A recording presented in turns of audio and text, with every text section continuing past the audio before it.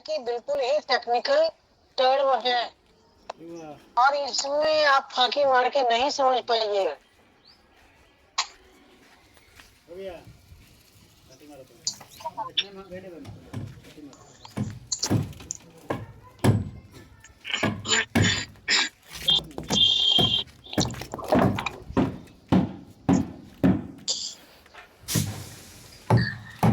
Ma'am आप online हो? Hello, आपकी आवाज नहीं आ रही मैम।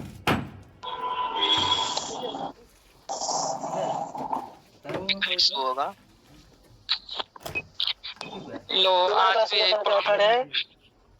तो इस पर बिना मतलब का कोई चर्चा छोड़ दीजिए आप।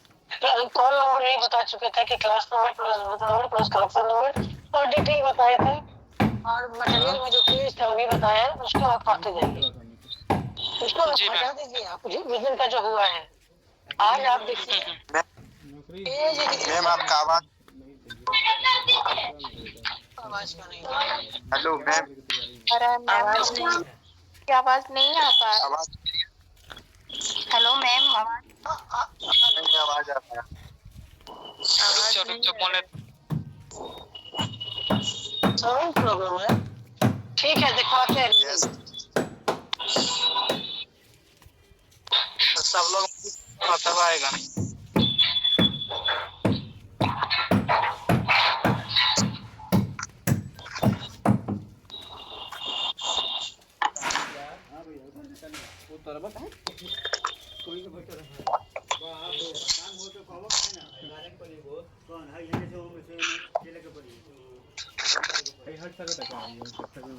आवाज नहीं आ रही है। देखिए हम इसी को लेकर के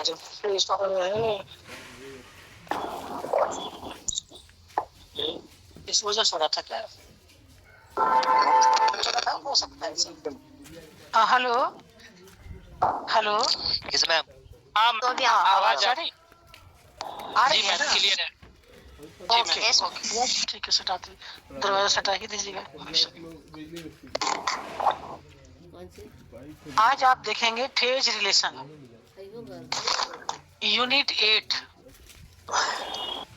8 और इसका क्या है, पेज नंबर है 119 से स्टार्ट है, 119 से स्टार्ट है आपका। तो यहाँ देखिए, अब हम देखेंगे फेज रिलेशन को हम क्या बोलते हैं, दशा संबंध भी इसको हम बोलते हैं। दशा संबंध, विषयांग संबंध हिंदी में, और इंग्लिश में तो आपका फेज रिलेशन ही रहेगा।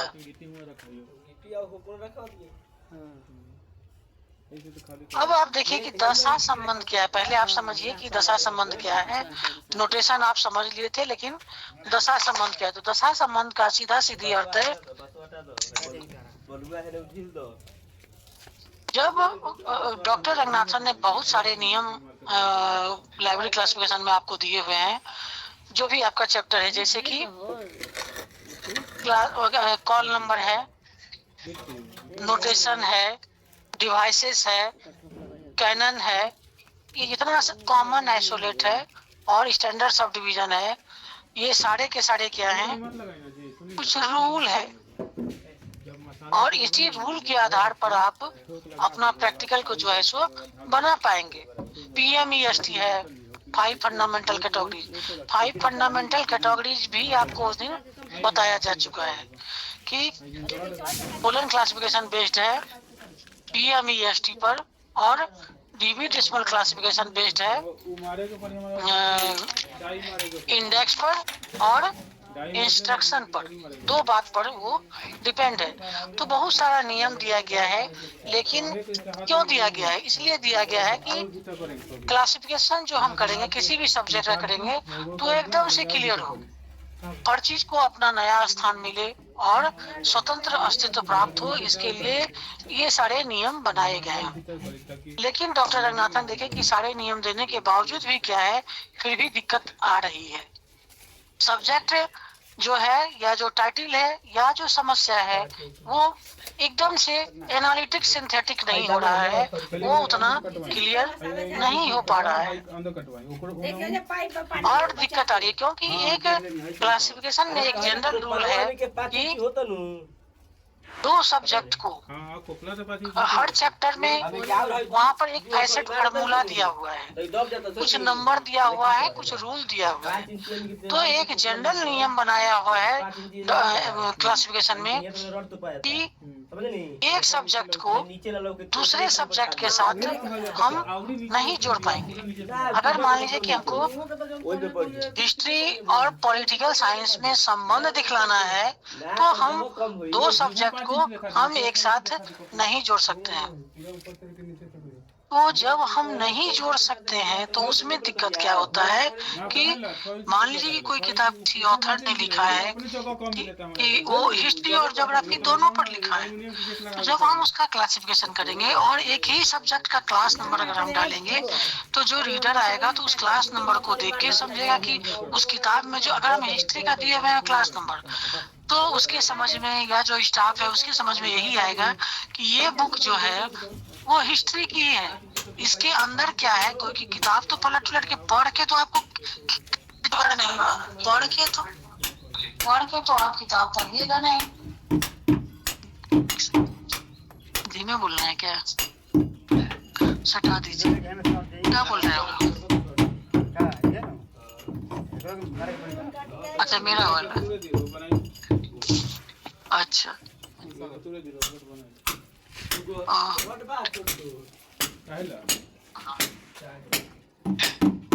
हाँ, तो उसमें एक जनरल नियम जो है कि अगर तो क्या होगा कि जो किताब को अलग पहचान कहाँ मिला, जो ऑथर लिखा है वो एक ही किताब में लिखा क्या है, हिस्ट्री भी लिख दिया, ज्योग्राफी भी लिख दिया, लेकिन क्लास नंबर हम क्या दे रहे हैं, वो दे रहे हैं सिर्फ हिस्ट्री का।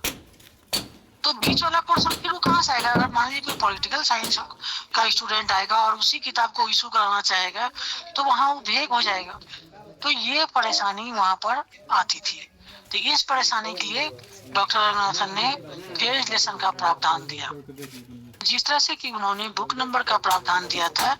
आपको याद होगा जिन्होंने क्लास किया होगा LFYA VS CCR, और मैं उम्मीद करती हूँ कि आप लोगों ने अपने मटेरियल को उलट के उसे देखा भी होगा, क्योंकि मैंने बोला था कि वहाँ पर थोड़ा सा डिटेल आप पढ़ लीजिएगा क्लास में। तो उसका भी क्या था, एक था कि हर किताब को स्वतंत्र एक अलग पहचान मिले, सबको पहचान मिले, इसलिए उन्होंने दिया।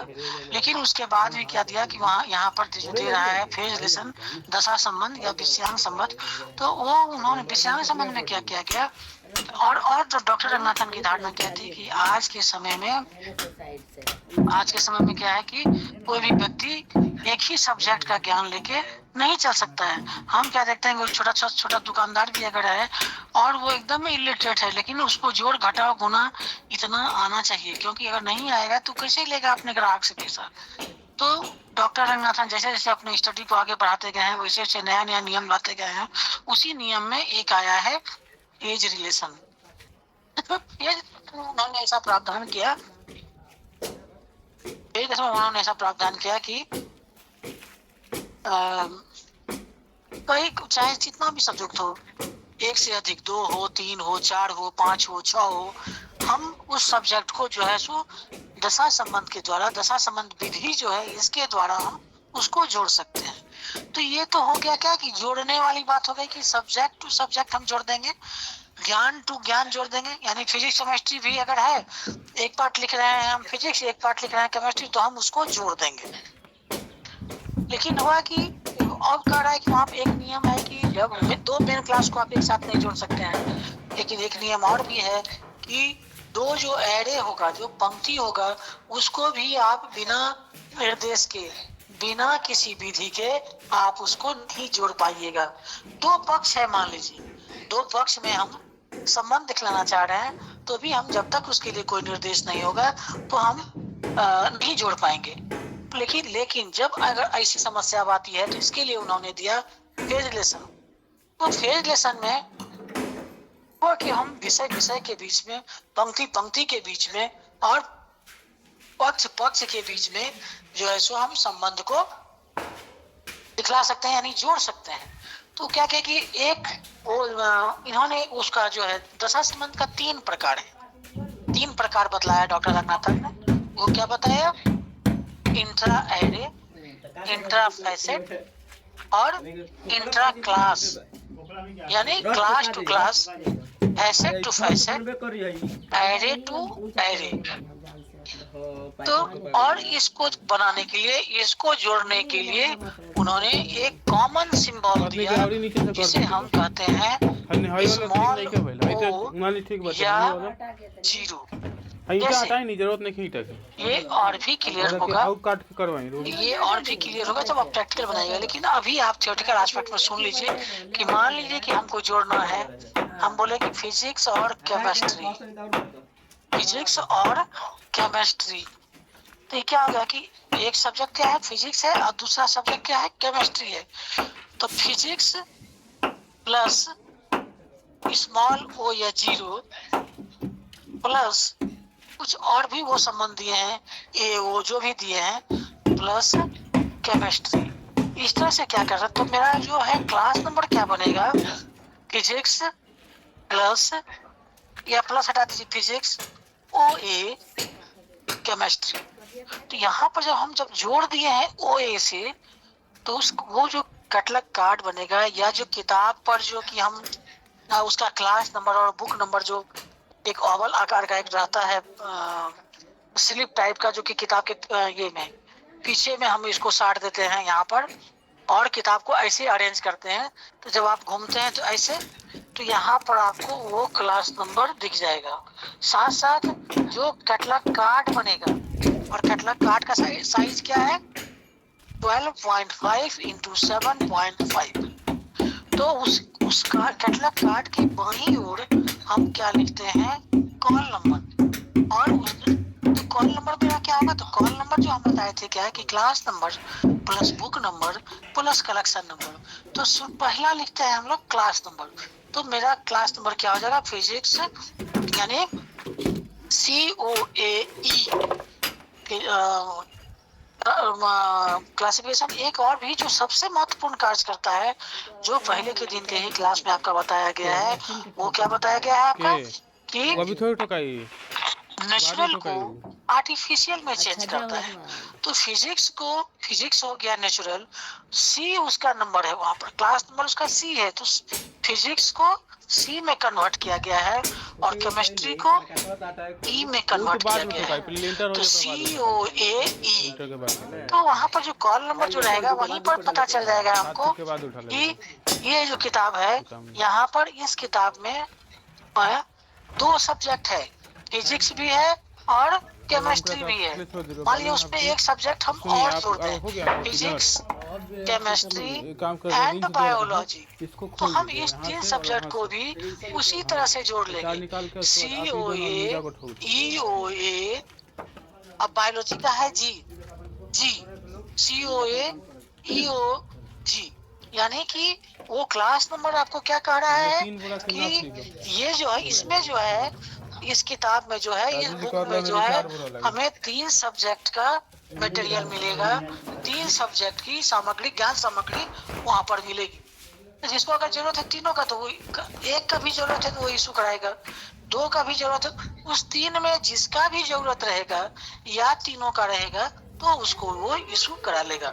इस तरह से वो क्या दिया कि 3 नियम वो बना दिए कि ये जो होगा हम जो जोड़ सकते हैं, और जब जोड़ेंगे तो कनेक्टिंग सिंबल जो शेड्यूल में दिया हुआ है उसके आधार पर हम लगा देंगे उसका। साथ ही साथ ये 3 तो हो गया आपका इंट्रा एरे, इंट्रा फैसेट और क्लास टू क्लास। लेकिन इन तीनों का आप देखिएगा तो आपका मटेरियल में निश्चित तौर पर ये दिया हुआ होगा, नीचे से मसाला नहीं निकलेगा जी। इसका जो है ये इन तीनों एक रिलेशन है, 5 प्रकार का रिलेशन है। वो क्या है? जनरल है, बायस है, इन्फ्लुएंस है, डिफरेंस है, कंपैरिजन है। मतलब ये तीनों के लिए होगा, क्लास टू क्लास के लिए भी होगा, फैसेट टू फैसेट के लिए भी होगा और एरे टू एरे के लिए भी होगा। अब आप कहिएगा कि ये एरे टू एरे क्या हुआ? एरे टू एरे क्या है, फैसेट टू फैसेट क्या है, और क्लास टू क्लास क्या है। ये बोले class to class means subject to subject, विषय टू विषय, physics plus chemistry, geography plus history. तो ज्योग्राफी एक अपने आप में एक अलग सब्जेक्ट है, हिस्ट्री अपने आप में एक सब्जेक्ट है। तो हम यहाँ पर अगर संबंध दिखा रहे हैं, मेरा अगर टाइटल है ज्योग्राफी एंड हिस्ट्री, तो हम क्या करेंगे वहां पर फेज रिलेशन विधि का प्रयोग करके उसका क्लास नंबर आराम से निकाल लेंगे। अब हो गया कि पक्ष टू पक्ष, फैसेट टू फैसेट। अब क्या होगा, तो पहले समझिए कि आप एरे, तो एरे क्या है। जब आप अगर किन्हीं के पास या इसी किताब को आप पलटिए, लेकिन पहले सुन लीजिए, एरे टू एरे मीन्स की पुस्तकालय विज्ञान में क्या है कि जो भी सब्जेक्ट है उसको पंक्ति में स्थान दिया गया है, और जिस पंक्ति को पहले आना चाहिए उसको पहले रखा है, जिसको बाद में आना चाहिए उसको बाद में रखा गया है। जैसे क्लासिफिकेशन को कहा जाता है कि ये क्या है, ये नेमोनिक है, इसमें याद करने का गुण है, इसमें स्मरण रखने का गुण है। क्योंकि स्मरण रखने का गुण है क्योंकि इसमें एक ही नंबर या एक ही चीज इतना बार बार प्रयोग होता है, जिसको कि हम बार बार अपने प्रैक्टिस से हमको याद नहीं करना पड़ता है, हम उसको ऑटोमेटिक मेरे दिमाग में आ जाता है, मतलब वो स्मृति में, मेमोरी में आ जाता है। जैसे कि अगर आप गॉड का वहां पर खोजिएगा नंबर, तो गॉड चूंकि सबसे प्रथम है, तो गॉड का नंबर आपको 1 मिलेगा। चाहे कहीं भी आपको यूज करना है तो गॉड के लिए आपको 1 ही यूज करना पड़ेगा। देश का प्रधान क्या है, आपका राष्ट्रपति है, तो राष्ट्रपति को जो रखा गया है वो 1 नंबर पर ही रखा गया है, उसके बाद ही 2 पर प्राइम मिनिस्टर का नंबर रखा गया है, और जहाँ जिसको जो नंबर देना चाहिए वो दिया गया है। परिवार से भी लेके चलिएगा तो पहले दादा, तब उसका पिता, तब पोता, इस तरह से करके उस स्थान में, यानी एक पंक्ति में उसको अरेंज किया गया है, सीक्वेंस में अरेंज किया गया है और लॉजिकल ढंग से अरेंज किया गया है, ताकि वहां पर उसको प्रूफ करने में हमें कोई परेशानी नहीं हो। कोई भी ये नहीं बोलेगा कि पोता बड़ा है दादा से, तो ये एक पंक्ति है। अब एग्जाम्पल में देखिए उस पे भी क्या दिया गया है, जो कि आप पढ़े थे कि क्लासिफिकेशन कैसे होता है, कि मान लीजिए कि 100 का संख्या लिए, लाइब्रेरी साइंस में मेरा 100 स्टूडेंट है, तो 100 स्टूडेंट का क्लासिफिकेशन हम कैसे करते हैं। अब हम उसमें देखेंगे कि कितना बॉयज है और कितना गर्ल है। तो मान लीजिए कि 50 पेज नंबर 119 था, देखो ना, देखो ना 1 2 3 पेज। हाँ, यूनिट 8 देखिए ना आप, यूनिट 8 देखिएगा। हाँ, okay ma'am, thank you ma'am, thank you. हो गया है इसमें जी। और एक सेकंड और जैसा खाली करने दीजिए हमको, कि जब आपका क्लास खत्म हो जाएगा तब आप एक कोलन क्लासिफिकेशन की किताब खरीद लीजिएगा। कोलन क्लासिफिकेशन प्रैक्टिकल की किताब आप अभी ही आज के क्लास के बाद ही खरीद लीजिएगा, और आज के बाद जब पलटिएगा ना, उसमें पेज नंबर खाली याद रख लीजिए आप, या नोट कर लीजिए, colon classification 6th edition by doctor S R. Ranganathan. बहुत के पास तो आप लोग जो कॉन्सस होंगे वो तो खरीद चुके होंगे, और जो नहीं भी खरीदे हैं तो वो ले लीजिएगा, तो आपके लिए बहुत ही ज्यादा बेनिफिशियल होगा। क्योंकि क्लास जो होगा आपका प्रैक्टिकल का, वहां पर आपको लाने की जरूरत नहीं है, शेड्यूल आपको दिया जाएगा, लेकिन जब क्लास करने के बाद आप घर जाइएगा, उसी चीज को आप पलटना चाहिएगा, तो आपको दिक्कत हो जाएगी। तो हमको अभी वहाँ आगे ये बुक मार्केट में मिल जाएगी। हाँ, मार्केट में ये मिल जाएगी किताब, और इस किताब का दाम colon classification practical by S R. Ranganathan, by S R. Ranganathan 6th edition. और इस किताब का दाम प्राइस जो है वो ज्यादा नहीं है। 300 से लेके 350 तक में आपको ये किताब आ जाएगी। बार्गेनिंग करने पर आपको इसी उसका दाम प्राइस है शायद 275, लेकिन हो सकता है 350 में भी मिले आपको, उससे ज्यादा आपको नहीं लगेगा। और एक डीडीसी जो है आपका, तो डीडीसी का प्राइस ज्यादा है, इसलिए अभी हम उसको आपको सजेस्ट नहीं कर रहे हैं। जब आपका प्रैक्टिकल हो जाएगा और डीडीसी को आप देख लीजिएगा, तब देखिएगा कि मार्केट में अगर उसका फोटोकॉपी अवेलेबल होगा, तो चूंकि ओरिजिनल अगर खरीदिएगा तो बहुत पैसा लगेगा उसमें, आपको 10,000 से कम नहीं लगेगा, तो वो शायद दिक्कत होगी और भी कम दिन के लिए। लेकिन फोटोकॉपी अगर आप लोग किसी के संपर्क में हैं, अपने 4-5 स्टूडेंट है, कोई पहले सीनियर लोग है कोई आपका, तो आप उनसे सलाह ले सकते हैं। तो बाद में क्या कीजिएगा, जब फोटो कॉपी लीजिएगा तो हमारे हिसाब से 1,500-2,000 में 1,500 तक में आपको शायद मिल जाए, तो वो बाद में सोचिएगा। लेकिन पहले आप कोलन क्लासिफिकेशन, हम तो यही बोलेंगे, मेरा सजेशन यही रहेगा कि आज खरीद लीजिए, और उसका पेज नंबर 2.3 से 2.28 नोट कर ही लीजिए। अगर आप लोग क्लास में हैं तो जरूर नोट कर लीजिए। 2.3 से 2.8 मैम। 2.28 दो ना मैम को, तुम ही पढ़ाओ नहीं। 2.28 28 पेज।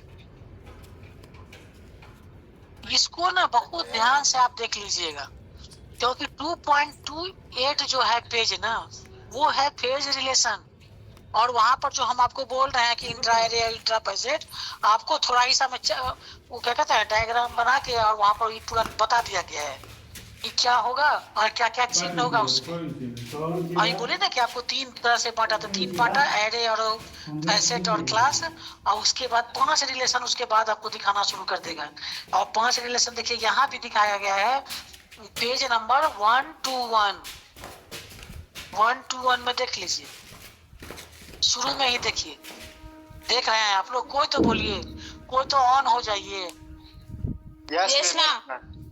हाँ, तो वहाँ क्या देख रहे हैं कि inter subject phase relation, intra facet phase relation, intra array phase relation, और उसके बाद क्या कहता है कि ये जो 3 स्तर पर जो दशा संबंध है, इसको भी एक दूसरे से जोड़ने के लिए 5 प्रकार का अलग अलग यौगिक चिन्ह जो ये बनाया है, जो OA, OB, OC, उसको क्या कह रहा है कि ये यौगिक। तो अभी आपको इतना उसका ऑपरेशन करने का जरूरत नहीं है कि वो यौगिक है कि आइसोलेट है कि स्पेशल है कि सिस्टम है, मत कीजिएगा।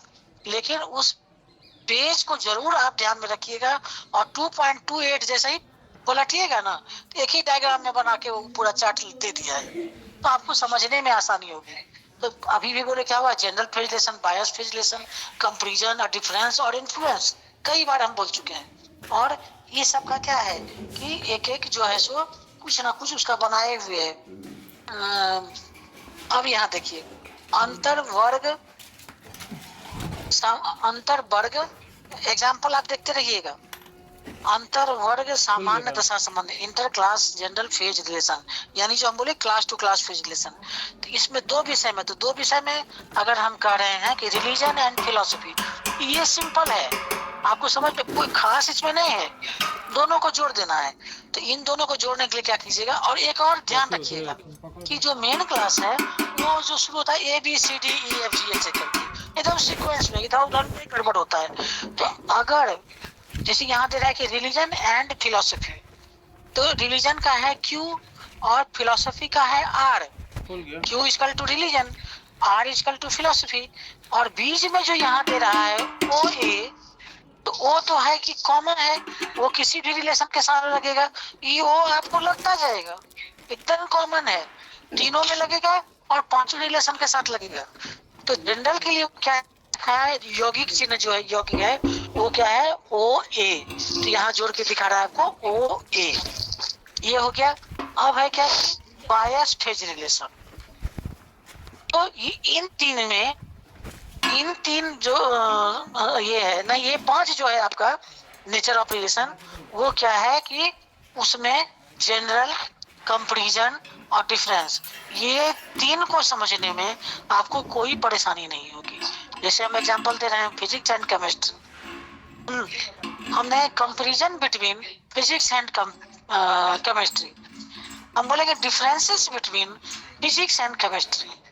तो आपको यहीं पर तुरंत समझ में आ गया कि हमको इसमें क्या करना है, कंपैरिजन करना है, इस पर डिफरेंस करना है, और जहाँ की एंड लगा हुआ है वो जनरल रिलेशन है। तो आपका दो जो है आपका, एक बायस है और एक क्या है, इन्फ्लुएंस है। इन दोनों को पहचानने के लिए हमको थोड़ा सा क्या करना होता है, प्रैक्टिस करना होता है। हम इसको प्रैक्टिस जब आप होगा कि क्लियर कैसे होगा कंसेप्ट, जब हम 2, 4, 10, 20 बना लेंगे, टाइटल को सॉल्व कर लेंगे, तब मेरा क्या होगा कि क्लियर होता जाएगा। लेकिन एक कॉमन फैक्टर है दोनों में, बायस में और इन्फ्लुएंस में, कि कौन किसको प्रभावित कर रहा है। माने दो पक्ष अगर होगा, यहाँ हमको देखना होगा कि प्रभावित कौन कर रहा है और प्रभावित हो कौन रहा है। ये अब तो जो प्रभावित करने वाला है वो पहले रहेगा और प्रभावित होने वाला वो बाद में रहेगा। मान लीजिए कि इस एग्जाम्पल में रिलीजन प्रभावित कर रहा है फिलॉसफी को, तो रिलीजन का नंबर हम पहले रखेंगे और तब हम रखेंगे फिलॉसफी का नंबर, और बीच में जो यौगिक चिन्ह दिया हुआ है उसको डाल के हम बना देंगे। तो ये आपका अब जब प्रैक्टिकल होने जा रहा है वहाँ क्लियर होगा। अब ये कर रहा है क्या, हाँ बोले जो कि जैसे फिलोसफी और रिलीजन्स रहेगा, तो जैसे रिलीजन्स का प्रभाव फिलोसफी पे पड़ेगा, तो R Q R O A Q नहीं लिख सकते इसको क्या? फिलोसफी अगर के बाद कैसे लिखेंगे? अगर एक सेकंड सुनिए, फिलोसफी अगर प्रभावित कर रहा है रिलीजन को, तो हम क्या लिखेंगे, are O A Q.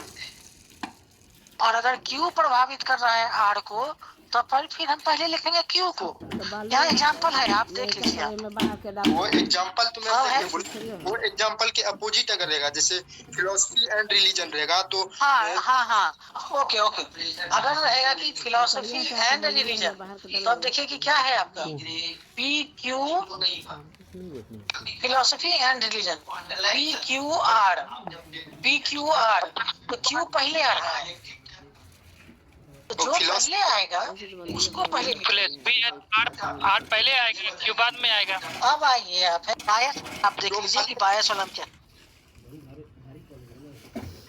Hello ma'am, हाँ बोलिए। बोले जो पहले रहेगा, जैसे फिलोसफी एंड रिलीजन रहेगा, तो पहले फिलोसफी को ही आर लिखना है, ओ ए क्यू लिखना है, यही ना? नहीं, मान लीजिए कि फिलोसफी एंड रिलीजन, तो रिलेशन क्या है, जनरल है, सुनिए ना, रिलेशन है। लेकिन जब ABCD करके जब उसके मेन क्लास में हम जाते हैं, तो क्या आता है क्यू, तब आता है आर। Yes ma'am. तो क्यू जो पहले आया ना उसको रखिएगा पहले। इस क्वेश्चन में ऐसा कोई दिक्कत नहीं था, पहले वो क्यू को ही रखे हुए, तो आपको कोई चुनना नहीं पड़ा। लेकिन क्वेश्चन अगर रहेगी philosophy and religion, yes ma'am, तब आपके माइंड में आएगा कि हम तो फिलोसफी का नंबर, फिलोसफी लिखा हुआ है तो हम पहले फिलोसफी का दें, तो वो कंफ्यूजन नहीं आना चाहिए। मेन क्लास में जो पहले है वहां से भी जोड़ लीजिएगा आप। तो जो पहले जैसे कि फिलोसफी एंड रिलीजन रहेगा, तो आर ओ ए क्यू होगा या फिर क्यू ओ ए आर होगा? नहीं भाई, क्यू होगा पहले, क्यू होगा अल्फाबेट। हाँ, आप बेकार टाइम पर फिर समझ लीजिए ना, पढ़ के समझिए। P Q R S T होता है ना, तो क्यू ही पहले आ रहा है ना, क्यू के बाद तो पहले क्यू लिखिए, बिना अल्फाबेटिकल में जो पहले आ रहा है। अब देखिए कि जनरल रिलेशन में एंड रहेगा। थोड़ा सा हम आगे बढ़ना चाहेंगे आज कि फिर तो प्रैक्टिकल में आप समझिएगा ही इसको। ये बहुत क्लिष्ट होता है, समझे, प्रैक्टिकल में भी जल्दी इसको नहीं बताया जाता है। लेकिन अभी थ्योरी सुनिए, थ्योरी जब समझ लीजिएगा, तो जो टाइटल वाइटल आपका बना हुआ है ना मटेरियल में, उसको समझने में आसान हो जाएगा। इसीलिए हम बोले किताब खरीद लीजिएगा। अब देखिए कि जो बायस रहेगा उसमें क्या लगा हुआ रहेगा, पहचानने का जो फॉर लगा रहेगा। जैसे यहाँ दे रहा है क्या, स्टैटिस्टिक्स फॉर साइकोलॉजी, साइकिल बोल देख ली मैं नीचे तो स्टैटिस्टिक्स क्या है? यही आपका मेन प्रभावित, ये साइकोलॉजी को प्रभावित कर रहा है। स्टैटिस्टिक्स आ जाता है हमको मैथमेटिक्स में, तो मैथमेटिक्स में जब आए तो मैथमेटिक्स से वहाँ जाइएगा तो मैथमेटिक्स का फिर बहुत सारा पार्ट किए हुए हैं। यही सब कारण है ना कि ये फेज लेसन आया। मैथमेटिक्स का है बी, लेकिन सिर्फ मैथमेटिक्स का देने से वो क्लास स्पष्ट नहीं होता है, क्योंकि मैथमेटिक्स के अंतर्गत बहुत सारा वर्ग है। अलजेब्रा है, जियोमेट्री है, ट्रिग्नोमेट्री है, स्टैटिस्टिक्स है, थ्योरी ऑफ नंबर है, एस्ट्रोनॉमी है, अनेक। उसको यानी कि B1 से लेके B9 तक में डिवाइड किया गया है। इसीलिए नहीं सब आया है फेज लेसन कि आप जोड़िएगा कैसे। मैथ को तो हम जोड़ दिए, अब अलजेब्रा जोड़ने के लिए क्या करेंगे? लेकिन वहां पर भी क्या किया गया है, एक होता है मेन क्लास और दूसरा होता है कैनोनिकल क्लास, प्रमाणिक उपवर्ग। तो जो बी को जब हम डिवाइड किए B1 से लेके B9 तक में, वो हो गया आपका कैनोनिकल क्लास। तो खैर ये कैनोनिकल क्लास क्या है और मेन क्लास क्या है, ये आप जब प्रैक्टिकल में जाइएगा तो वो धुंध जो है छटता जाएगा और आप क्लियर होते जाइएगा।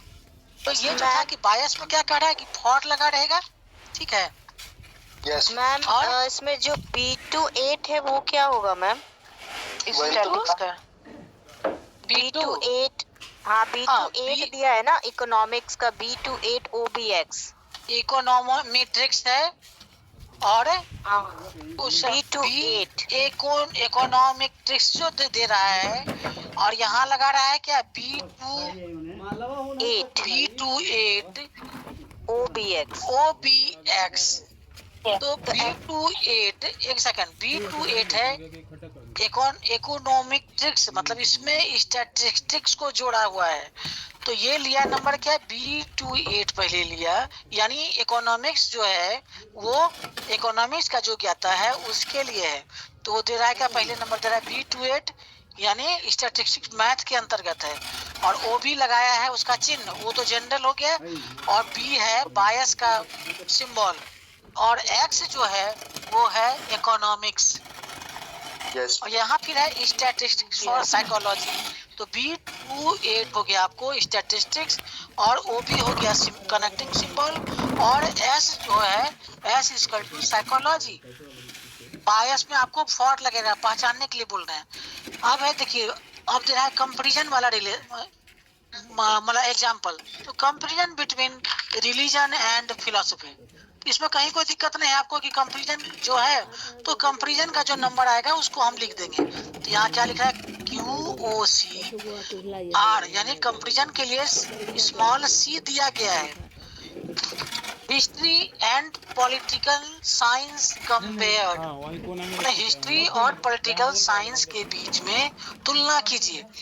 तो V और W, देखिए यहाँ भी V पहले आया है अल्फाबेट में, तो V और OC, C कंपैरिजन का लगा दिया, और W है पॉलिटिकल साइंस। तो ये जो है अभी आप पढ़ लीजिए ध्यान, तो आपको चला कैसे आया मैम? भी हिस्ट्री का जो मेन क्लास 2 पॉइंट आपको नोट कराए हैं पेज 2.3 से 2.28। 2.3 में एक पेज में सारा का सारा मेन क्लास दिया हुआ है 1 to 4। वहाँ देखिए, हाँ उसको भी उसमें जाइएगा ना, तो आज हम दशा संबंध से आगे नहीं निकल पाएंगे, तो उसको फिर आप देख लीजिए। इसीलिए आपको पेज नोट करवा दिए हैं ताकि आपको मटेरियल का भाषा थोड़ा समझ में आ जाए। अभी जब आप पलटते होंगे कैटलॉगिंग वगैरह या क्लासिफिकेशन भी पलटते होंगे, तो बहुत चीज आपको नहीं समझ में आता होगा। कुछ भी नहीं समझ में आ रहा, कुछ भी समझ में नहीं आ रहा। एक सेकंड, दिमाग से नहीं जा रहा है। एक सेकंड नहीं समझ में आ रहा है अगर, तो अभी चुपचाप सुन लीजिए। खाली पॉइंट याद रखिएगा कि फेज लेसन 3 तरह का होता है, इंट्रा एरे, इंट्रा फैसेट और इंट्रा क्लास। इंट्रा एरे में हम पंक्ति पंक्ति के बीच में संबंध दिखलाते हैं, और इंट्रा फैसेट में हम पक्ष के बीच में संबंध दिखलाते हैं, और इंट्रा क्लास में हम क्लास टू क्लास यानी कि विषय से विषय या सब्जेक्ट से सब्जेक्ट में संबंध दिखलाते हैं। इतना तो समझ में आ गया। ये 3 तरह का होता है, तीनों का 5 रिलेशन होता है जो कॉमन होता है। जनरल, बायस, कंपैरिजन, डिफरेंस, इन्फ्लुएंस और डिफरेंस, ये पांचों इन तीनों के लिए होता है। और दीजिएगा कि इसमें क्या है कि एक कॉमन चिन्ह का प्रयोग किया जाता है जो कि है स्मॉल ओ या जीरो। बस इतना तो आप लिख लीजिएगा, अभी इतना लिख लीजिएगा। और उसके बाद लिखिएगा कि चूंकि रंगनाथन ने इसको लाया कि जो समस्या खड़ा होता था पंक्ति पंक्ति के बीच में संबंध जोड़ने के लिए, पक्ष पक्ष के बीच में, तो वो समस्या को दूर करने के लिए उन्होंने फेज रिलेशन को लाया था। इसमें क्या है कि और जो 5 रिलेशन है पांचों का अलग अलग एक चिन्ह दिया गया है। मान लिया कि मान तो सकते हैं ना आप, वहां में एग्जैक्ट नहीं लिख रहा। मान लिया कि कंपैरिजन का नंबर ए है, डिफरेंस का नंबर बी है, इन्फ्लुएंस का नंबर सी है, जनरल का नंबर ए है। ये तो लिख सकिएगा ना आप, जो समझ गया इतना बात, बस इतना ही आप लिख दीजिएगा। ये 3 है उसका कोड लिखना पड़ेगा ना मैम। इसमें 22 जो सब 20 से 22 होता है, सबका कोड दिया हुआ है, तो सबको अल्फाबेट जो नाम दिया गया है ABC जो टाइप का है, सबको याद करना पड़ेगा ना। कुछ नहीं याद करना पड़ेगा। वही तो बोल रहे हैं कि क्लासिफिकेशन क्या है, नेमोनिक्स है। देखिए मैं जब हम देखिए दिया हुआ है तो ये सबको याद करना पड़ेगा ना। देखिए अगर याद भी करना पड़े तो ये जो मटेरियल है इसको एक एक पेज पलटिएगा। इसमें देखिएगा आप, देखिए दिखा रहे हैं आपको इकोनॉमिक्स का एक नहीं आप सुनिए ना, हमको ज्यादा नहीं बोलने का जरूरत है। हमको इतना यूनिट 5 यहाँ दे रहा है क्या कि comprehensive study of CC and DDC and basic concept of UDC।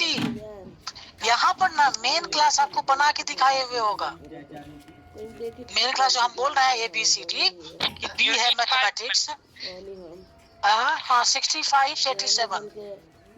इसीलिए बोल रहे हैं वो किताब खरीद लीजिएगा। वो किताब 3 पार्ट में है, पार्ट 1, पार्ट 2, पार्ट 3। तो पार्ट 1 का जो पेज होगा वो 1 से शुरू होगा, 1.2, 1.3 इस तरह से। और पार्ट 2 का जो होगा वो 2 पॉइंट से शुरू होगा, जैसे first floor, second floor, third floor. तो जब किताब पलटिएगा तो इसीलिए हम लिखाए थे आपको 2.3 से 2.28, इसलिए लिखाए हैं कि पार्ट 2 वाला में देखिएगा नीचे नंबर लिखा हुआ होगा, पेज नंबर, तो वहाँ तो एक पेज में आपको मिल जाएगा। लेकिन हम ऐसा उम्मीद करते हैं कि 65 से 87 जब हम जाएंगे, देख ले रहे हैं हम भी आपका किताब ये दिया है, दिया होगा जरूर। देखिए दिया है, एक सेकंड यहाँ दिया हुआ है, देखिए पेज नंबर 73 में मैम दिया हुआ है, पेज नंबर 73 में मैम दिया हुआ है। हाँ दिया हुआ है। और 67 आप लोग सुनिए ना, मेरी बात सुन लीजिए ना, तो तब आप लोग आपस में नहीं कर पाए। 67 में जो हम बता रहे थे मूलभूत श्रेणी आपको PMEST, वो 67 में देखिए कि दिया हुआ है कि नहीं, देखिए ना वो 67 में दिया हुआ है, देख लिए आप। अब बस खाली देखने हैं, हो गया। अब है मूलभूत श्रेणी, देख लिया आप। अब आप ही लोग बोले हैं कि कितना में बोल रहे हैं आप लोग की। अच्छा देखिए दिया हुआ है यहाँ पर 73 में आइएगा, सुनिए पेज नंबर 73। नहीं सीरियसली देखिए आप, सीरियसली देखिए पेज नंबर 73। दशा संबंध के प्रकार, दशा संबंध के प्रकार, inter subject, intra facet, intra एडे। नजर चला गया है ना उस पेज पर? नीचे है। Yes ma'am. हाँ नीचे है, तो आप उतना तो दिमाग लगाइए। फोटो देखने में नीचे ऊपर क्यों होते दिख जाता है, तो देखा हुआ रहेगा ना, तभी पढ़ने में भी मन लगेगा आपको। एक ही बार आदमी का फोटो देखते हैं तो हमको समझ में आता है कहाँ आँख है, कहाँ नाक है, कहाँ कान है। तो ये किताब में आपको भेज दिए, यहाँ देखिए सबका सिंबल देख लीजिए। जनरल का क्या दे रहा है, AJD, बायस का BKU। अभी हमको रखना होगा उंगली, देखिए हम रख सकते हैं।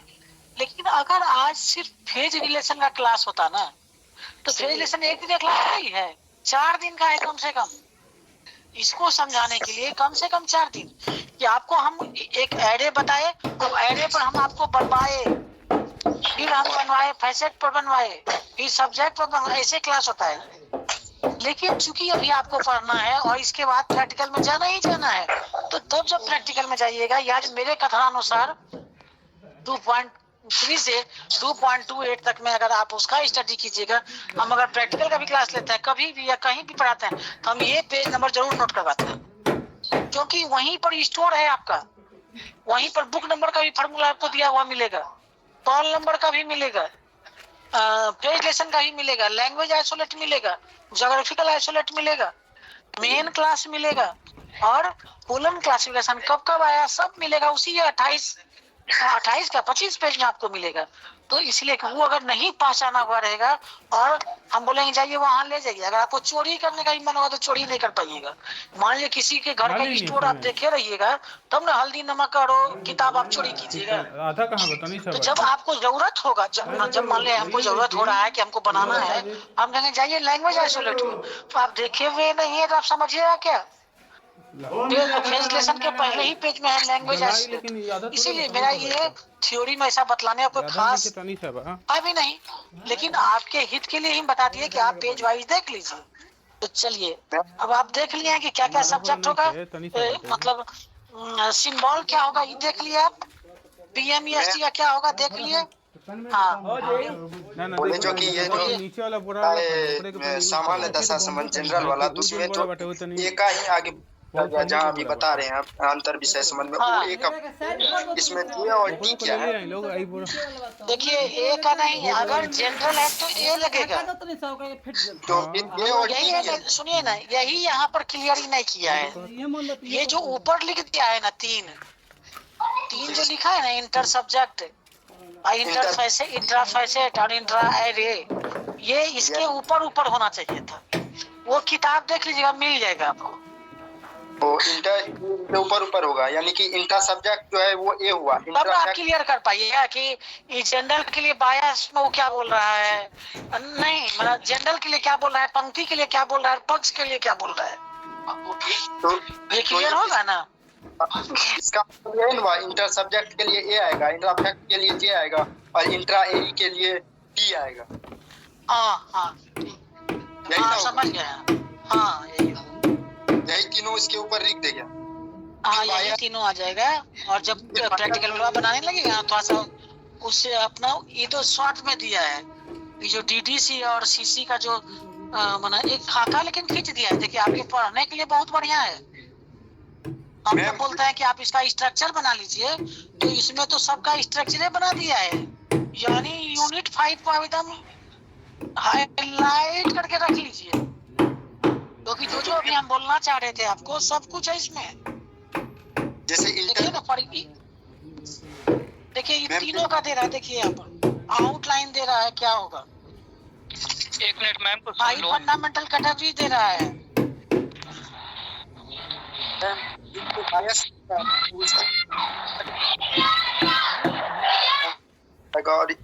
कौन है ये, इंट्रा यू हो जाएगा। तो इसके ऊपर बनाने से में देखिएगा ना, डिवाइसेस दिया हुआ है, डिवाइसेस दिया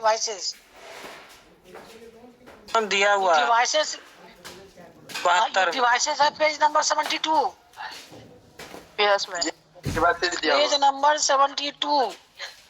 ये डिवाइसेस जो है ना, ये भी आपको देख लेना पड़ेगा, क्योंकि जब प्रैक्टिकल किताब आप लीजिएगा तो जगह जगह पर मिलेगा आपको other by CD, other by SD, other by GD, other by SID।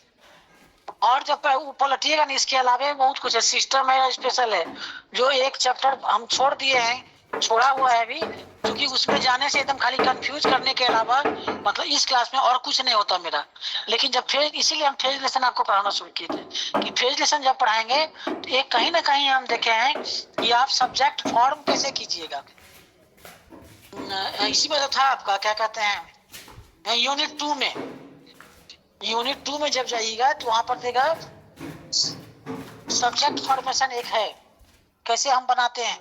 वहां पर वो बना के क्या कहता है कि वो सिस्टम और स्पेशल भी दिखा रहा है। तो सिस्टम स्पेशल अभी नहीं समझ पाइएगा, क्योंकि सिस्टम इतना खाली आप कह पाइएगा कि सिस्टम स्पेशल शेड्यूल में दिया रहता है, और वो जब भी हमको शेड्यूल में मिलेगा तो शेड्यूल के लास्ट में मिलेगा। सबसे अंत में, जहाँ की वो चैप्टर अंत होगा। साथ ही साथ जो स्पेशल होगा उसमें 9 लगा हुआ रहेगा। क्या कि हम अगर किसी चीज को, मान लीजिए हम चाइल्ड का हम ट्रीटमेंट करना चाह रहे हैं, ओल्ड पेशेंट का हम ट्रीटमेंट करना चाह रहे हैं, तो ये सब क्या हो गया कि ये स्पेशल टाइप का जो केस है जिसका कि आप ट्रीटमेंट करना चाह रहे हैं, तो इसको स्पेशल बनाने का भी नियम होता है कि स्पेशल में जो आप लगा दीजिएगा, जो मुख्य वर्ग, मान लीजिए कि हम किसी का मान लीजिए कि एग्जाम्पल आप ले लीजिए, treatment of heart disease in old age, तो हम ट्रीटमेंट कर रहे हैं किसका, हार्ट का, और लेकिन कर रहे हैं किस वर्ग पर, ओल्ड एज वाले लोगों पर कर रहे हैं। तो मेडिकल साइंस का जो है कूलन क्लासिफिकेशन में वो जो दिया हुआ है क्लास नंबर, वो दिया हुआ है L is equal to medical science.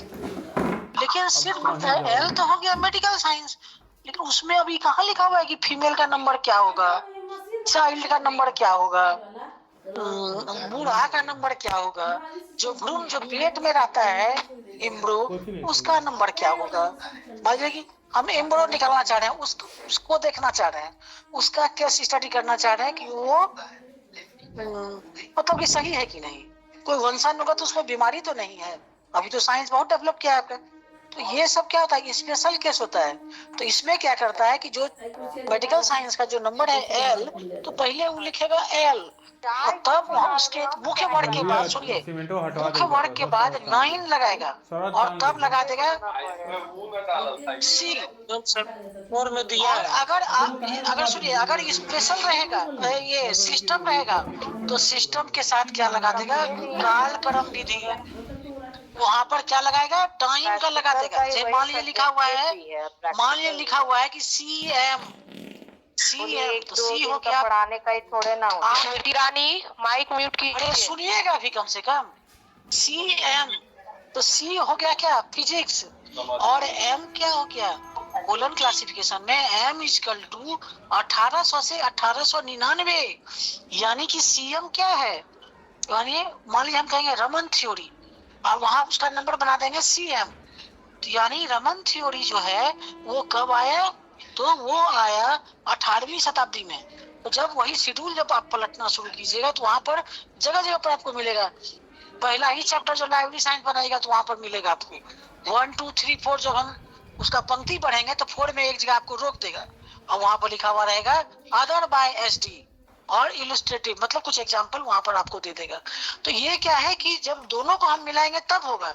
अभी आपको थ्योरी में सिर्फ पॉइंट वाइज आगे बढ़ते जाना है। तो फेज लेसन में देखिए, अब फेज लेसन को हम अब छोड़ दे रहे हैं, क्योंकि हम कितना भी बक ले रहे हैं ना, तो उससे कोई बहुत फर्क नहीं आने वाला है। लेकिन या नहीं तो थोड़ा सा उसको हम आगे बढ़ा दिया जा सकता है। थोड़ा तो बोले ही थे, हो ही क्या था लगभग आपका फेज लेसन। कई विषयों को जोड़ने के लिए डॉक्टर रंगनाथन ने विज्ञान संबंध का ये किया था। जब मेरा किताब का टाइटल ये होता है, या हमको 4-5 सब्जेक्ट को जोड़ना होता है, पक्ष के बीच में जोड़ना होता है, पंक्ति के बीच में जोड़ना होता है, या सब्जेक्ट के बीच में जोड़ना होता है, तो हम क्या करते हैं कि दशा संबंध का प्रयोग करते हैं। दशा संबंध 3 तरह का होता है, जो आपको बताया, कितना बार बोले, नाम आप पढ़ लीजिएगा। और इसका 5 रिलेशन है, वो भी आप पढ़ लीजिएगा।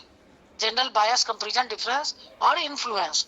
इसमें 3 बहुत आसान है, वो तो आप मेरे पढ़ाने के बाद भी 3 एग्जाम्पल आप बना लीजिएगा।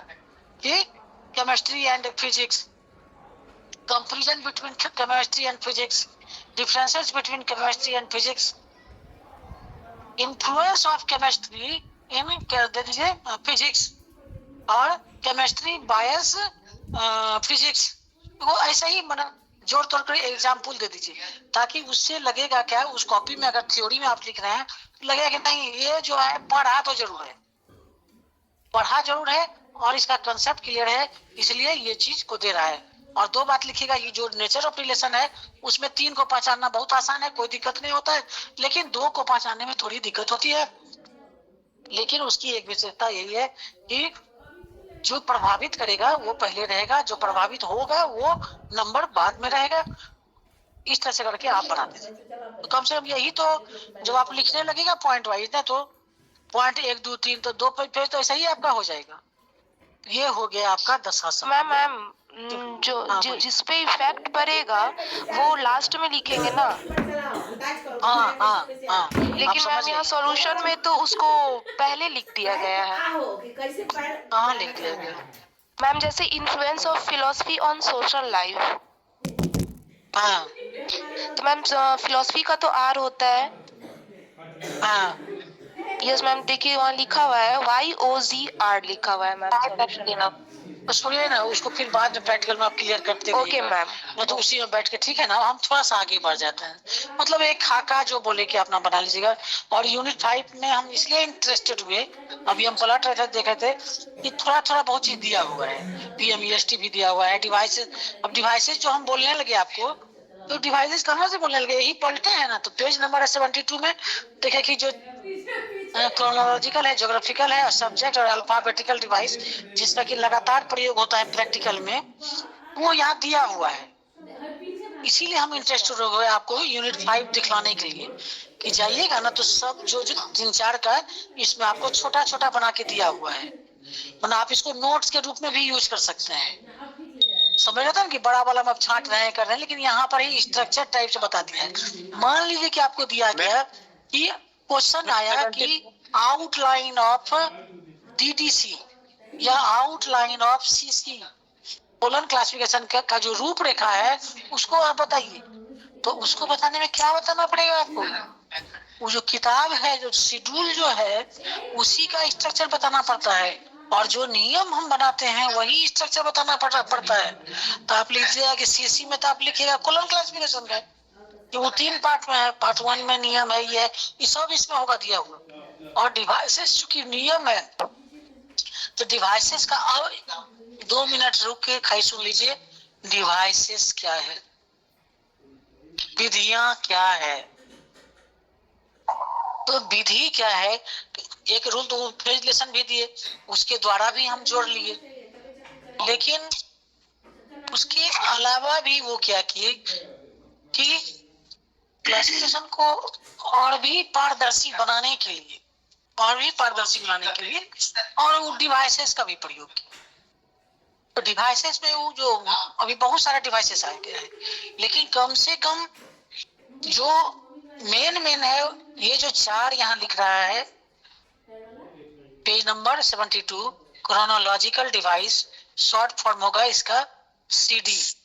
शॉर्ट फॉर्म हम इसलिए बतला रहे हैं आपको कि जो शेड्यूल होगा वहां पर यही लिखा हुआ रहेगा, short form, other by CD। दूसरा क्या है, geographical device, other by GD। आप समझ जाइएगा कि ज्योग्राफिकल डिवाइस से कह रहा है, तो वहां जाके आप उस नंबर को ले आइएगा और कंफर्म हो लीजिएगा। अब ये क्या है, अभी हम पहले चौथा बता दे रहे हैं आपको, तब हम जाएंगे तीसरा पर। अब हम लिखा हुआ क्या है, अल्फाबेटिकल डिवाइस।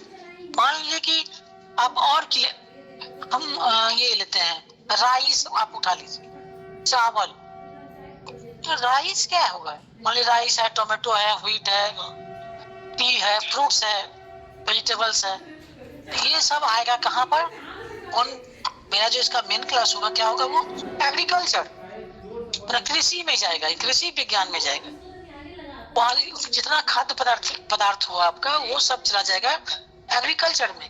तो एग्रीकल्चर का जो मेन क्लास में जब जाएगा तो देखिए उसका मेन क्लास क्या है, जे। तो हमको आ गया कि बनाने के लिए कि production of rice, production of basmati rice. तो हम जब जाएंगे शेड्यूल में तो राइस का नंबर हमको मिल जाएगा। तो पहले लगाएंगे मेन क्लास जे, और तब राइस का जो मान लीजिए 381 है राइस का, मान लीजिए, तो हम लगाएंगे जे 381।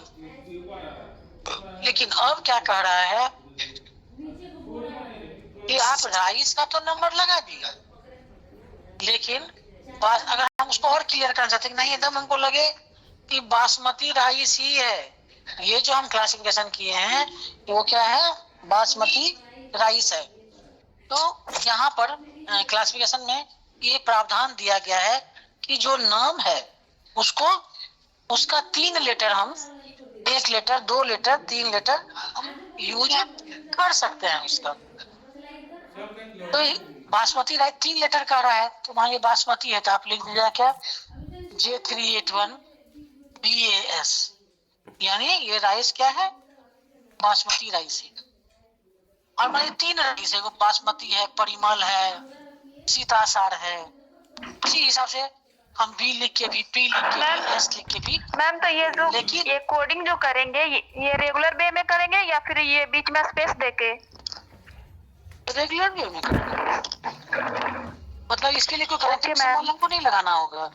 अल्फाबेट के लिए नहीं, कोई कनेक्टिंग सिंबल नहीं, मतलब ये पूछ रही हूँ कि बीच में स्पेस भी देना है, मतलब बिना सिंबल के, या फिर रेगुलर वे में सिर्फ लिख देना है बासमती राइस का जो बिना अभी सिंबल कोडिंग का, बताई? बिना सिंबल का देना है, अल्फाबेट को बिना सिंगल का देना है। Okay ma'am, thank you. और जो क्रोनोलॉजिकल डिवाइस में आप देखिए क्या दे रहा है, तो यहाँ भी बहुत सारा चीज लिख दिया है। ईयर क्या होगा, M61 यानी कि 1861। दम लग नहीं, धीरे से एक एक 1861 में टैगोर का जन्म हुआ था। नहीं, इससे ये आप पढ़ लीजिएगा, इससे हम पढ़ के नहीं समझा पाएंगे आपको। कौन सा मैम? ठीक है, कालक्रम जो है, CD जो है ना, CD कालक्रम युक्ति, क्रॉनिकल डिवाइस। इसको पढ़ लीजिएगा ना, हम बता रहे हैं आपको। लेकिन पहले सुनिए, अल्फाबेट का तो बता दिए। अल्फाबेट का मान लीजिए हम देते हैं हीरो साइकिल, हिंद साइकिल और हरकुलस साइकिल, तो अब तीनों एच है आपका, तब क्या कीजिएगा, एक तो को एच दीजिए, एक तो को HI दीजिए, एक को HIN दीजिए, तो तीनों का नाम निकल गया आपका। लेकिन अल्फाबेटिकल का यूज कहाँ कीजिएगा, किस चीज का? मान लीजिए हम कहते हैं निरुपमा सिंह, तो मेरा नाम क्या है, देश विदेश में विख्यात है क्या? हमको अंतरराष्ट्रीय स्तर पर मान्यता नहीं मिली है, मुझे राज्य स्तर पर मान्यता नहीं मिली है। कह रहा है क्या कि जो अल्फाबेटिकल का प्रयोग कीजिएगा वो किस पर प्रयोग किया जाता है, जिसको कि मान्यता मिल चुका है राज्य स्तर पर, अंतरराष्ट्रीय स्तर पर, किसी भी लेवल पर मिल गया है, या वैसा नाम वैसा लेखा जो एकदम प्रसिद्ध हो गया है। इन्हें की रोज जो निकल रहा है 10 गो आर्टिकल, हम सबका नाम का नहीं कह रहा है, जो एकदम विख्यात है, चाहे वो पदार्थ हो, कोई थ्योरी हो, कोई जगह हो, तो उस नाम में हम जो है सो वो कंपनी, उस नाम में हम इस अल्फाबेटिकल का ABCD जो भी हम आपको बोले उसका प्रयोग करेंगे। हर जगह नहीं करेंगे, इन्हें कि हम अपने नाम में भी कर दिए, आपके नाम में भी कर दिए, ऐसा नहीं। वैसा तत्व, वैसा सत्व, वैसा पदार्थ, वैसा वस्तु जिसको कि अंतरराष्ट्रीय स्तर पर, राष्ट्र स्तर पर, राज्य स्तर पर, क्षेत्र स्तर पर, जिला स्तर पर मान्यता प्राप्त हो चुका है, वैसे वैसे नाम के लिए हम अल्फाबेटिकल का प्रयोग करेंगे। अब नीचे समझा रहे थे, थोड़ा सा इस पे आपको ज्यादा बोलने का मन हुआ इसलिए हम बोले। अब इस सब्जेक्ट डिवाइस ही समझ लीजिए कि विषय विधि बड़ा ही उपयुक्त विधि है, क्योंकि इसके द्वारा A to Z जो मेरा क्लास है, अपना ज्ञान को हम कुछ में बांटे।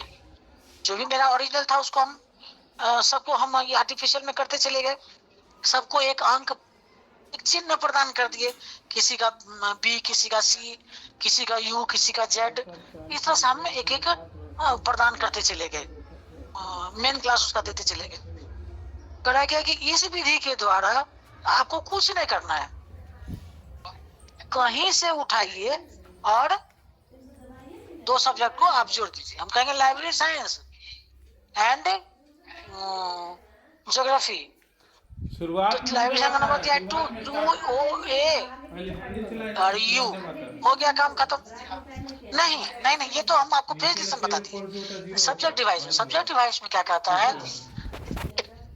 कि जब भी सब्जेक्ट डिवाइस का यूज होगा, जो नंबर की कहीं से हम लाएंगे वहां पर छोटी ब्रैकेट लगेगा। जैसे कि मान लीजिए कि लाइब्रेरी साइंस के चैप्टर में जब जाइएगा तो आपको जो जनरल लाइब्रेरी है उसका वहां पर वर्णन किया गया है कि 2 दे दिया लाइब्रेरी का नंबर, उसके बाद उसको दिया गया वर्ल्ड, फिर उसको एकेडमिक, फिर बिजनेस, फिर स्पेशल क्लास। स्पेशल क्लास में क्या रखा है, ब्लाइंड को, चाइल्ड को, प्रिजनर कैदी को, वोमेन को, हॉस्पिटल को, इस तरह से स्पेशल में वहां पर लाया गया है। रिसर्च को मान लीजिए कि हमको संबंध दिखलाना है, इतना तो दे दिया गया, लेकिन क्या जो हमारे चैप्टर में जितना लाइब्रेरी बताया गया, university library, college library, school library, business library, blind library, hospital library, जितना ही बताया गया, क्या उतना ही लाइब्रेरी है? क्योंकि पुस्तकालय तो किसी भी डिपार्टमेंट का बन सकता है। जो आप खेती बाड़ी करते हैं, जो उसका जो नर्सरी बनाते हैं, तो वहां पर जो हम लोग रखते हैं बीज जो रखते हैं, हम लोग उसका भी लाइब्रेरी बनाते हैं। तो मान लीजिए कि वहां पर सब ज्योग्राफी का किताब है मेरे पास, हम ज्योग्राफिकल लाइब्रेरी बना देंगे। सोशल साइंस का है तो सोशल साइंस का लाइब्रेरी बना देंगे। वो तो वहां पर चैप्टर में लिखा हुआ नहीं है, वो तो मेन देख के हट गया है। तो वो दिया है कि लाइब्रेरी, मान लीजिए हम बनाएंगे medical library, engineering library, architecture library, historical library. तो लाइब्रेरी साइंस के चैप्टर में जब जाइएगा थोड़ा सा ध्यान दीजिएगा, चौथा के बाद लिखा हुआ है अदर बायसडी, वहां पर दे रहा है 4, कुछ इंस्ट्रक्शन वहां पर रहता है, लेकिन रहेगा वो ब्रैकेट में। तो इतना बात तो जब तक प्रैक्टिकल नहीं कीजिएगा तो नहीं लिख पाइएगा, लेकिन इतना बात आप जरूर लिखिएगा कि सब्जेक्ट डिवाइस के द्वारा हम पूरे ज्ञान जगत को एक साथ जोड़ सकते हैं। और विषय विधि में प्रयोग होता है, छोटी ब्रैकेट का प्रयोग होता है, कहीं कहीं बिना ब्रैकेट का भी प्रयोग होता है, जिसको कि हम कहते हैं सहधर्मी। वो है उसका यूजफुल आर्ट वगैरह में ब्रैकेट नहीं लेके ऐसे ही जोड़ दिया है, और आर्किटेक्चर में बिना ब्रैकेट का जुड़े हुए हैं। तो अपवाद है, 1-2 चैप्टर में ये अपवाद है कि डिवाइसेस के लिए। अब भौगोलिक युक्ति के लिए दिया गया कि कहाँ से कीजिएगा, तो जो 2.3 से 2.8 है वहां पर ज्योग्राफिकल डिवीजन है, तो कहता है वहां पर वहां से देख के आप क्या कीजिएगा, टाइम आइसोलेट से देख के उसका प्रयोग आप कर दीजिएगा काल का भौगोलिक विधि के द्वारा। मान लीजिए हम देते हैं classification of manuscript in university library 1961, तो 61 का नंबर कहाँ से लाइएगा? वो लाइएगा आप टाइम आइसोलेट से। तो टाइम आइसोलेट का जो नियम है कि वो दिया क्या है, एक ही दिया है इक्वल टू 1900 से 1999। ईयर तो के बीच में 100 को ईयर आ रहा है कि पहला जो है वो लिख लीजिए एन, अब बाद में मान 65 है 1965 N65, 1999 N99, 1974 N9, इस तरह से करके उसको लिखा जाता है। टाइम आइसोलेट से लेकर के वहां उस नंबर को लेकर के उस समस्या का समाधान कर दिया जाता है, तो वहां पर ये आपका खत्म हो जाएगा। और सब में वही है कि वो चीज आया है आपको अपने विशेष काल के लिए घोषित हो रहा है, जो भी है वो अपना थ्योरी में पढ़े आप लिख लीजिएगा। इसमें वो का ये और नहीं कर रहा है, एक सुपर इम्पोजिशन डिवाइस, अध्यारोपण विधि। माने हम अध्यारोपण विधि माने हम कहते हैं आंख, आई और आई लीड, हमको तो दोनों क्या एक ही है, आंख का ही वो पार्ट है, एक ही पंक्ति भी एक ही है, एक ही जाति का है। पंक्ति क्या हुआ, एक है आंख, और आंख में हम आईब्रो बोले, आई लीड बोले, जो भी इसका बहुत सारा पार्ट है बोला। तो हमको मान लीजिए उसमें संबंध दिखाना है, तो हम क्या करेंगे कि आई का नंबर लेके, आई मैं आपको नंबर नहीं याद है, लिखिए आई छोटी आड़ी रेखा का था, छोटी आड़ी रेखा एकदम छोटा सा देके आई डैश आई लीड, यानी हम सुपर इम्पोजिशन डिवाइस के द्वारा क्या किए कि इसको हम जोड़ दिए। और ये कहता है कि नेमोनिक डिवाइस कि ये स्मरण स्मृति सहायक विधि, क्योंकि क्लासिफिकेशन में बहुत बार हम बोले अभी आप लोगों की क्लास में याद होता है, जैसे भगवान का नंबर क्या है 1, प्रेसिडेंट का नंबर 11, फंक्शन का नंबर दोनों तरह का फंक्शन हो 3, चाहे बॉडी का कोई पार्ट का फंक्शन हो तो 3, या प्रेसिडेंट का फंक्शन हो क्या है क्या रोल है तो 3, किसी भी तरह का डिजीज हो, चाहे वो पशु पक्षी में हो ह्यूमन में हो, उसका नंबर डिजीज का नंबर 4। और किसी बीमारी का जब हम उपचार करते हैं यानी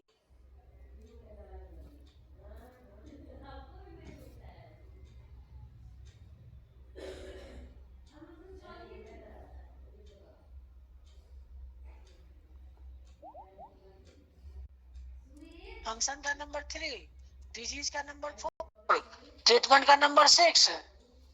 तो ऐसे क्या होता है ना कि इस तरह से याद करने से मतलब इसको जो बार बार हम लोग जब यूज करते हैं और सब्जेक्ट डिवाइस को बहुत बार यूज किया तो हमको ऑटोमेटिक याद जाता है कि इसमें क्या है कि हमको ब्रैकेट ही लगाना है सब्जेक्ट। मैम ये सब्जेक्ट डिवाइस में मैम टाटा मोटर कार्ड ये लिख के दिया है, ये समझ नहीं आ रहा है क्या है। D93 CT Tata motor car, car और मोटरसाइकिल, एरोप्लेन, कंप्यूटर, मैकेनिकल, ये सब कहाँ रखिएगा?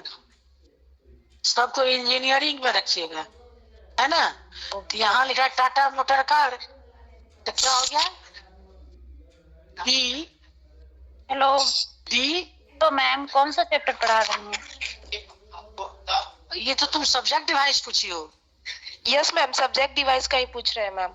यूनिट 5 में तुम उसी से तुम पूछ रही हो टाटा मोटर कार, D93 और CT। मतलब क्या दिया कि D93 जो है मोटर है, तो मोटर में लेकिन क्या है? कार है। मोटर तो बस उस सब ना होगा जी।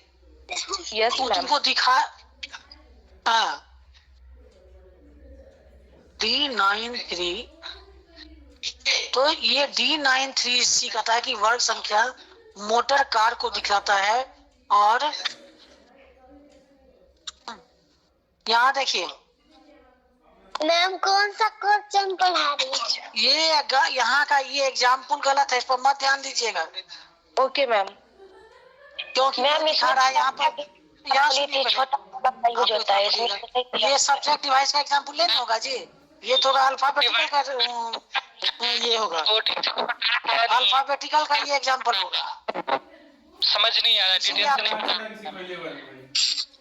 मैम सब्जेक्ट डिवाइस लेते ना, वो छोटा कॉलम का यूज होता है। वही तो बोल, सुनिए ना आपको क्या बोलना है। तीसरा ये कार्यक्रम युक्ति, भौगोलिक युक्ति या विषय युक्ति। यहाँ पर ना ये एग्जाम्पल गलत है। ये जो सब्जेक्ट डिवाइस लिखा हुआ है यहाँ पर लिखा हुआ ही गलत है। इस युक्ति का उपयोग किसी भी एकल संख्या को निखार प्रदान करने के लिए किया जाता है। इस युक्ति का उपयोग किसी वस्तुवाद नाम के प्रथम 1, 2 अथवा 3 अक्षरों का उपयोग करके किया। विषय युक्ति को काट के वहां पर कर दो, अगर पेंसिल है, अल्फाबेटिकल डिवाइस, अल्फाबेटिकल।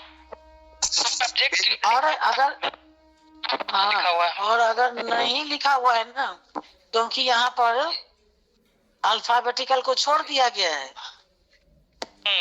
अल्फाबेटिकल वहाँ लिख दिया है सब्जेक्ट डिवाइस और वर्णन कर दिया है अल्फाबेटिकल का। तो आप अपने से लिख लीजिए, विषय युक्ति काट दीजिए, लिखिए वहाँ पर अल्फाबेटिकल डिवाइस। Yes ma'am. और विषय युक्ति अपने से बना लीजिए। ओके। विषय युक्ति विषय विधि में पूरे ज्ञान जगत में जितना भी सब्जेक्ट आता है उसको छोटी ब्रैकेट देके हम जोड़ देते हैं। विषय युक्ति का जब भी प्रयोग किया जाता है छोटा बाबा इतना करके हट जाइए, इतना करके आप हट जाइए। मैम अल्फाबेटिकल का ये जो फॉर्मूला लिखा हुआ, बोलिए फिर से विषय युक्ति फिर से बोलिए मैम। हेलो मैम फिर से विषय बोलिए। युक्ति को काट दो जी पेंसिल से, पेज नंबर 73, क्या लिखना पड़ेगा? Page number 73। मैम आप रिपीट कर दो क्या लिखना है। मिल जाएगा भाई, आगे जाइए ना, आगे डिवाइसेस का है।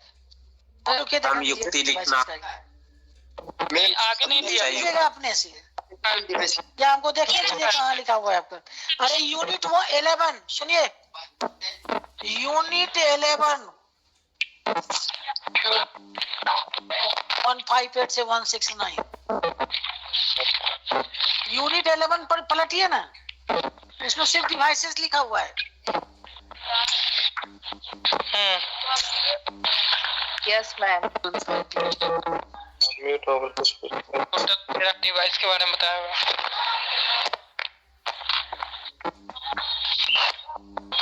अब 1, 2 है, सुन लीजिए, अब आज अपने से पढ़िए। Topic hello ma'am. Devices and indicator digits है ना, हेलो दिया मैम। हुआ होगा आपको, देख लेते हैं हल कर क्या लिखिएगा, इस लिख लीजिएगा। इसमें तो पूरा दिए हुए है जी, पढ़ा रही हैं। Yes ma'am, kinds of unit 11 में काइंड्स ऑफ डिवाइसेस देखो तुम, यहाँ 13 डिवाइसेस दिया हुआ है सुपर इक्वेशन। अब इससे आप पढ़िए, यहाँ भौगोलिक विधि लिखा हुआ है, विषय विधि लिखा हुआ है, आगे आ रही हैं। जो भी बोल रहे हैं आप, विषय विधि डिटेल से दिया हुआ है, एग्जाम्पल दिया हुआ है, हिंदू लॉ जेड ब्रैकेट में Q2, यहीं से लिख लीजिएगा, हो गया खत्म बात, यहीं से लिखिएगा, हो गया आपका। डिवाइसेस पढ़ लिए आप, अब पढ़िए common isolate. Common isolate, common isolate के लिए भी सुन लीजिए, बिना मतलब का नहीं पकड़े हैं, 2.3 से 2.28। जिस तरह से कि फेज रिलेशन का फॉर्मूला आपको 2.28 में मिलेगा, उसी तरह मेन क्लास के बाद आपको कॉमन आइसोलेट मिलेगा, कॉलम क्लासिफिकेशन प्रैक्टिकल की किताब में, और आपके मटेरियल में भी मिलेगा। नहीं दिया हुआ है क्या जी? है यूनिट 8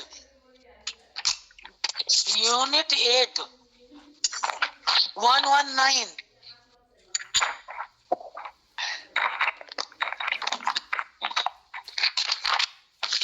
यस मैम। दिया हुआ मैम, पेज नंबर 128 में दिया हुआ है। Page number 125। मिला मैम, मिल गया। हाँ यस मिल गया। तो आप इस किताब का आप रीडिंग लगाइएगा, अपने से लगाइएगा, लेकिन आप खाली समझने का प्रयास कीजिए।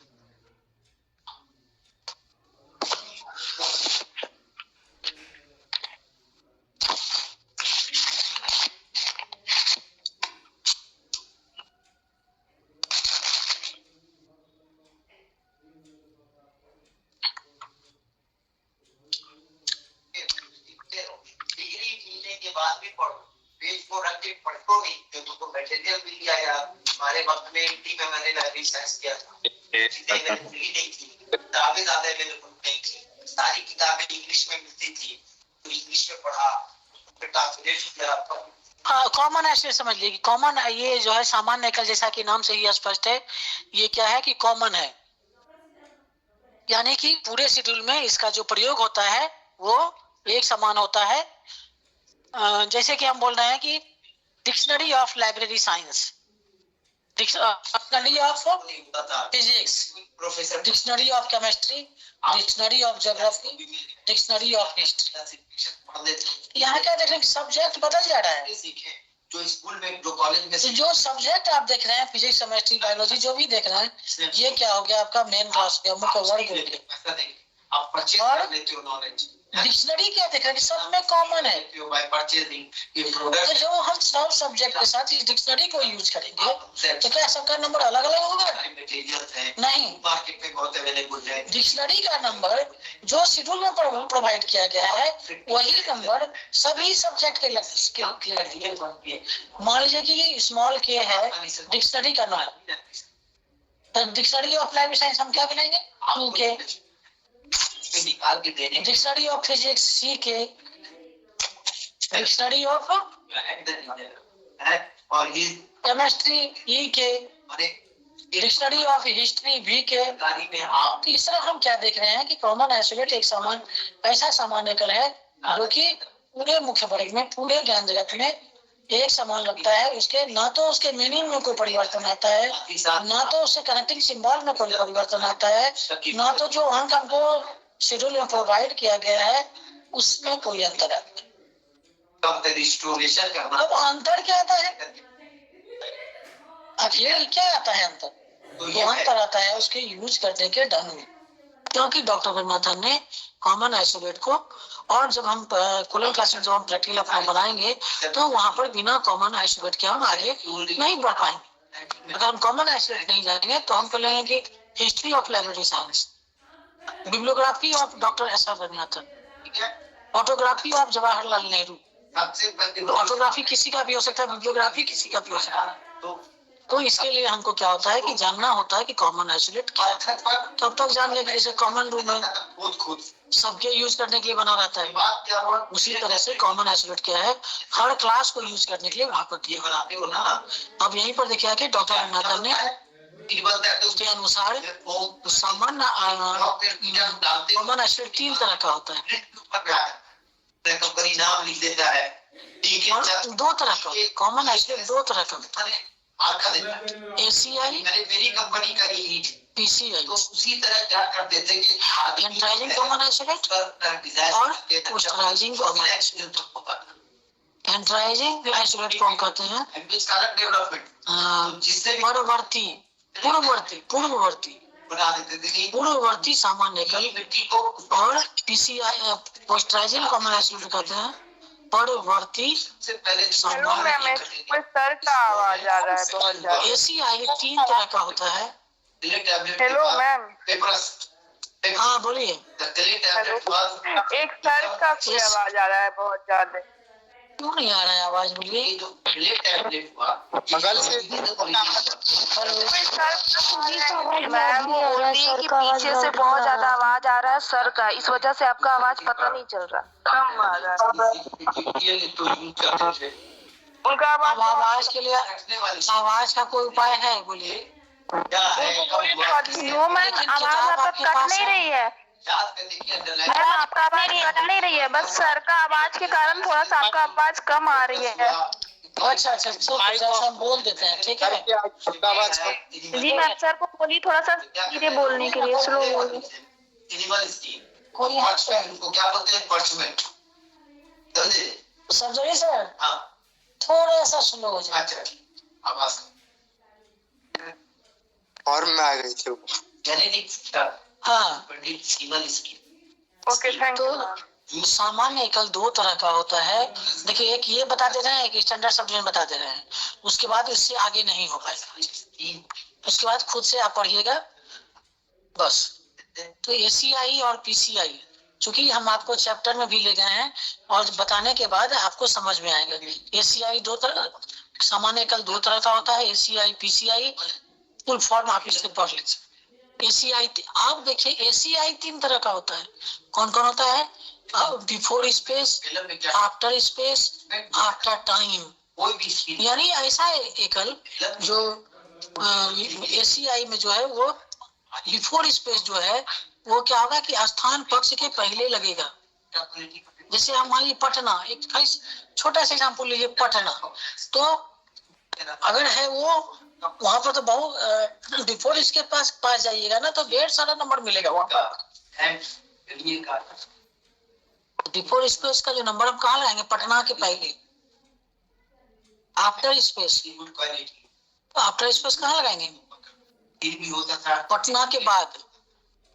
अब कहता है कि आफ्टर टाइम, आफ्टर टाइम तो मान लीजिए कि पटना और 1994 है, तो ये ऐसा आइसोलेट है जिसको कि हमको टाइम के बाद लगाना है, तो हम पटना भी लिख लेंगे, 1994 भी लिख लेंगे, तब हम उसको लगाएंगे स्थान पक्ष के बाद।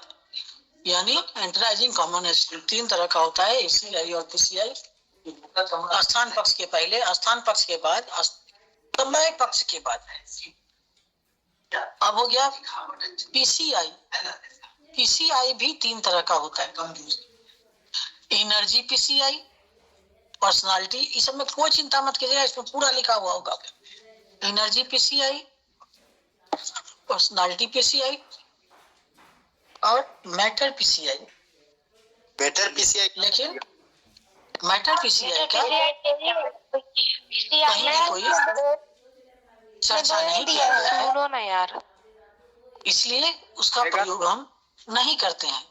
लेकिन एनर्जी PCI जो है उसमें कोलन चिन्ह का प्रयोग, और पर्सनालिटी PCI में कॉमा चिन्ह का प्रयोग जनरली ही जान लेते। यानी आप अपना जब आपको लिखने का बारी आएगा, ये स्ट्रक्चर एक हो गया, ये कॉमन है, नाम से ही स्पष्ट है कि ये कॉमन है और पूरे ज्ञान जगत में इसका समान रूप से प्रयोग होता है। और कॉमन आइसोलेट दो तरह का होता है, एंटराइजिंग कॉमन आइसोलेट, पोस्टराइजिंग कॉमन आइसोलेट। एंटराइजिंग 3 तरह का होता है और पोस्टराइजिंग कॉमन आइसोलेट 3 तरह का होता है। एंटराइजिंग जो 3 तरह का होता है वो क्या है, before space, after space, after time. और पीसीआई जो है वो भी 3 तरह का होता है, पर्सनालिटी पीसीआई, एनर्जी पीसीआई और मैटर पीसीआई। मैटर पीसीआई का जो शेड्यूल है, जो हमारा प्रायोगिक किताब है, मैम इसमें सिर्फ 2 ही दिया हुआ है, चर्चा नहीं किया गया है, कहीं भी उसको यूज नहीं किया गया है, इसलिए उसका हम प्रयोग नहीं करते हैं और उसका प्रयोग नहीं करते हैं। और साथ ही पर्सनालिटी वाले में कॉमा चिन्ह का प्रयोग करते हैं और एनर्जी वाले में हम मान लिया हम देते हैं कि criticism of poetry, criticism of poetry, तो पोएट्री का नंबर होगा O1। क्रिटिसिज्म है, क्रिटिसिज्म पीसीआई है O1 कोलन जी, कोलन का प्रयोग करते हैं। उसी तरह 2-4 एग्जांपल, कोई जरूरी नहीं है, कोई जरूरी नहीं है कि पीसीआई एसीआई से मिला के दीजिए, वो आप दे दीजिए। डिक्शनरी ऑफ लाइब्रेरी साइंसेज, छोटा-छोटा एग्जांपल याद रहता है। Dictionary of social science, dictionary of geography, जो आपके मन में उससे आप भर दीजिएगा।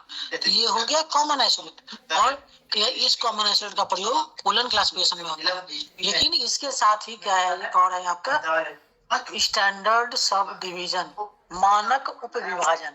यहाँ लिखा हुआ है 8.12 में, डीडीसी में सामान्य कॉमन आइसोलेट इन डीडीसी।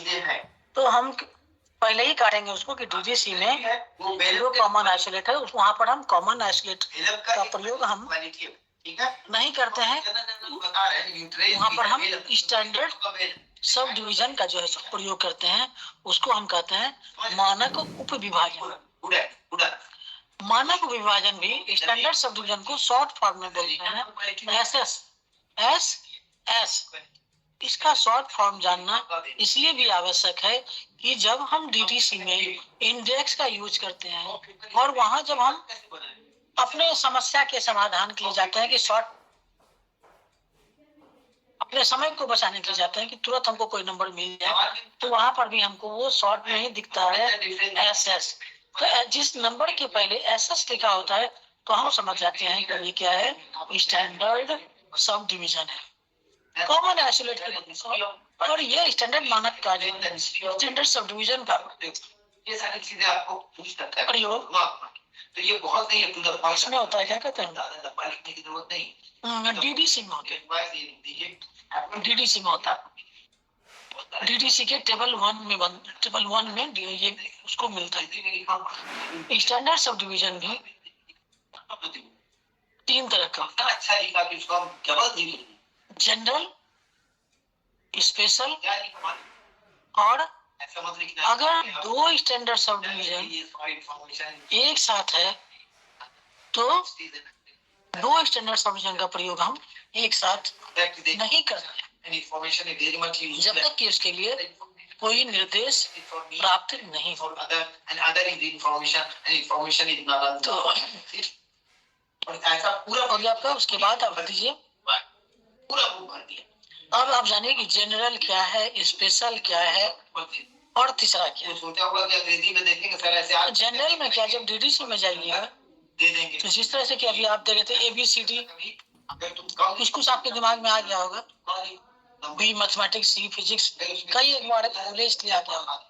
लेकिन डीबीसी में जब जाइएगा तो वहाँ जो है मेन क्लास वो 0-0 से शुरू होता है, यानी 0-0-0 जनरल लिया, 1-0-0 philosophy, 2-0-0 religion, 3-0-0 social science, 4-0-0 language, 5-0-0 pure science, 6-0-0 technology, 7-0-0 arts, 8-0-0 literature और 9-0-0 हिस्ट्री एंड ज्योग्राफी। तो वहाँ पर मेन क्लास को हम क्या देखते हैं कि वो 0 से शुरू होके 9 में चला जाता है। और जो मेरा क्लास होता है क्लास नंबर वो कम से कम 3 डिजिट का जरूर होता है, तो बोले तुम छोड़ दो, फिर कर जाओ, उससे कम का वो नहीं होता है। है ना? 3 डिजिट के बाद हम डेसिमल चिन्ह का प्रयोग करते हैं। तो आप कहता है कि अगर क्लास नंबर अल्फाबेट लिखने के लिए नहीं होता है, 4 का लाइन अंत 2 शून्य से हो रहा है, करो उसके तो हम दोनों शून्य को हटा देते हैं, बना पाओगे। कट कर देते हैं और उसके साथ हम और second line standard sub division को जोड़ देते हैं। 5 लाइन में तो जीरो तो समझेंगे कि study and teaching of social science, तो सोशल साइंस का नंबर है 300।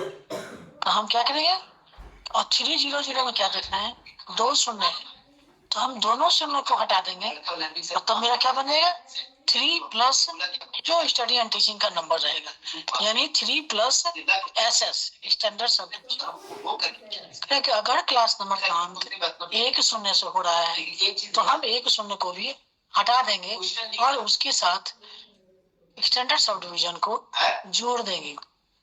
तो जोड़ देंगे तो क्या होगा कि मेरा क्या बन जाएगा कि मान लीजिए हम देते हैं study and teaching of economics, यहाँ पर इकोनॉमिक्स का नंबर है 330, यहाँ से 1 0 है, हम उस 0 को हटा देंगे, उसके साथ क्या उसके स्टैंडर्ड सब डिवीजन को ऐड कर देंगे। अगर हमारा क्लास नंबर 0 से उसका अंत नहीं हो रहा है तो हम क्या करेंगे कि यथावत जोड़ देंगे, जैसे study and teaching of labour economics. Labour economics का नंबर है 331, तो हम क्या करेंगे 331 प्लस स्टैंडर्ड सब डिवीजन, इस तरह से हम बना देंगे। ये मेरा हो गया जनरल इंस्ट्रक्शन, अगर किताब में कहीं कोई निर्देश नहीं दिया हुआ हो। अब आप कहिए कि और दूसरा क्या है, special standard sub division. Special standard sub division में क्या है कि अकॉर्डिंग टू इंस्ट्रक्शन, निर्देश के अनुसार, यानी जैसा जैसा निर्देश दिया हुआ रहेगा। अब वो निर्देश आपको कहाँ दिया हुआ रहेगा, जब शेड्यूल, जब प्रैक्टिकल में जाइएगा तो आपको आपके पास आएगा शेड्यूल, उस शेड्यूल में जब उसका बड़ा लंबा चौड़ा आकार रहेगा क्योंकि वो वॉल्यूम में, तो वो जब पलटिएगा तो जो वॉल्यूम 2 है उसमें आपको उस के आगे लिखा हुआ रहेगा, यहाँ पर आप ये यूज कीजिए, यहाँ पर आप ये यूज कीजिए, वो हो गया निर्देश। और वहीं पर मिलेगा कि अगर 2 स्टैंडर्ड सब डिवीजन है और उसके लिए कोई निर्देश नहीं दिया हुआ है तो जो आपको पहले आता है उसका लिखिए, आप छोड़ दीजिए। इस तरह से आप हो गया कि क्या है आपका स्टैंडर्ड सब डिवीजन, क्या है आपका कॉमन आइसोलेट, यानी मेन आपका हो गया। अब अगर आप लोग कुछ पूछना चाहते हैं तो पूछ लें, 1-2 मिनट पूछिए, थोड़ा देर बाद हम छोड़ देंगे आपको, क्योंकि अब आप किताब में दिमाग लगाइए। कम से कम बार हम बोलेंगे कि जो खरीद सकते हैं कोलन क्लासिफिकेशन की किताब जरूर खरीद लीजिए, क्योंकि ये जो है क्लास जो है आपका रूम में फेंकवाइए, जो भी आप अभी पढ़े थे किताब के आपका क्लियर नहीं होगा, और जब तक इसका प्रैक्टिकल आप नहीं बनाइएगा। आप कुछ पूछना है तो पूछिए। कैसे सर?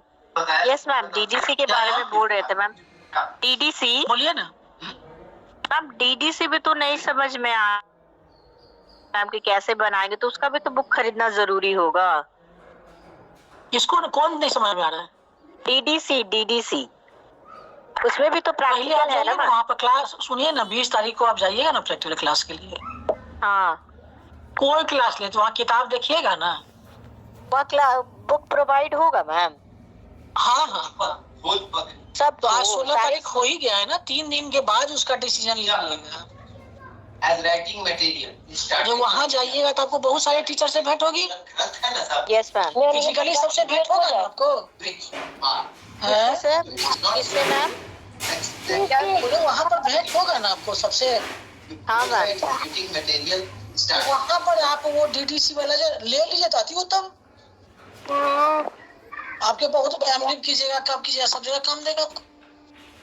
मैम एक कंफ्यूजन था मैम, वहाँ पे जो 20 तारीख से होने वाला है, तो जो फर्स्ट लॉट में कितने स्टूडेंट का होगा मैम? ऐसे दे रहा है कि 1 से 1000 तक के बच्चे होंगे, और कल सर बता रहे थे कि 1 से 750 तक के बच्चे फर्स्ट में जाएंगे, 750 के बाद में रेस्ट जो होगी वो सेकंड लॉट में जाएंगे। देखिए जो है आपका रूटीन तो आपको मिल ही जाएगा ना।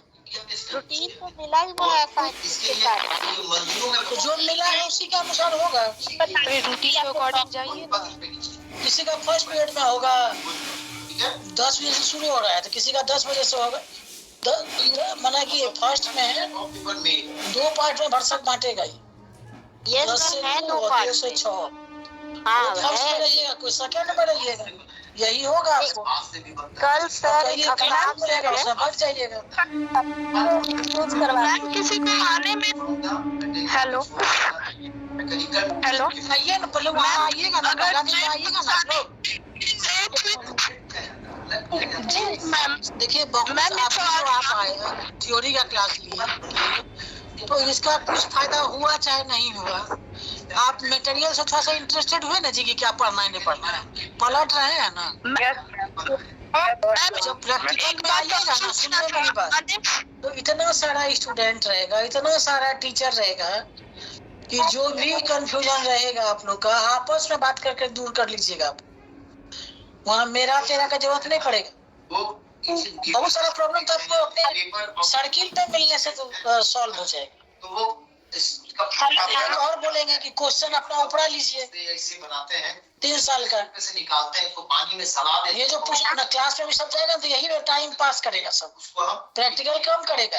ग्लू अब पूछेगा कि ग्रुप ए में क्या आएगा, तो ग्रुप बी में क्या आएगा, तो ग्रुप सी में क्या आएगा। दबा के उससे ज्यादा बढ़िया है केमिकल कि आपस में ही ताल्लुकात रख के क्वेश्चन वगैरह रख लीजिए, नॉन सेलुलर मटेरियल, तो उसमें समय नहीं बर्बाद होगा।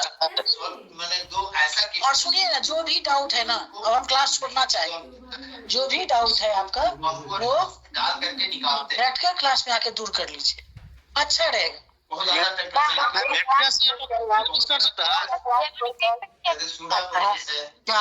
प्रोसेस है। हेलो जैसे कॉलम ये सब जो है वो ये सब सिलेबस में ही पढ़ा है। केमिकल प्रोसेस से हम लकड़ी और घास से क्या करते हैं, देखिए आपका क्लास तो खत्म हो गया ना, मेरी बात सुनिए ना, क्लास खत्म हो गया ना, एक बार पढ़िए, अपना सब मटेरियल अब सबके पास हो गया, जुटा लीजिए। प्रैक्टिकल के लिए इतना हम बोले हैं आपको, और कौन क्या बोल रहा है नहीं जानते हैं, कि अभी से सजग हो जाइए प्रैक्टिकल के लिए। आगे आप क्या स्टेप लीजिएगा ना, तो जब मास में जब आदमी एक जगह इकट्ठा हो जाता है ना, तो आपको ऑटोमेटिक हमको लगता है कि आप आइएगा और आपका क्लियर हो जाएगा। आपको क्या करना है समझ में आ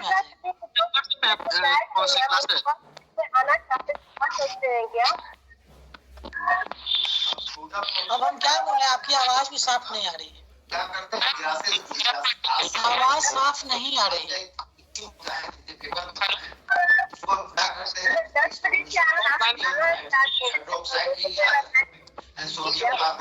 बिल्कुल नहीं सुन पा रहे हैं, बोले बिल्कुल नहीं सुन पा रहे हैं।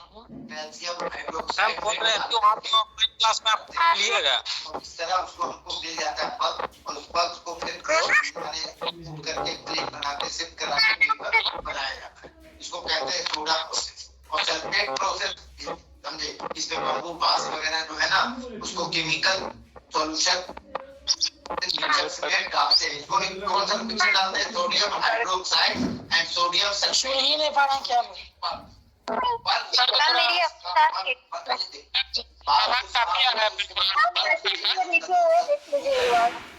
जैसे कागज को चला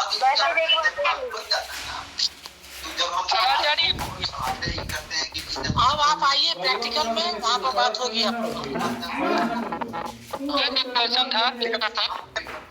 वहाँ पर होगी, समस्या का समाधान वहाँ हो जाएगा आपका। अब है कि फिर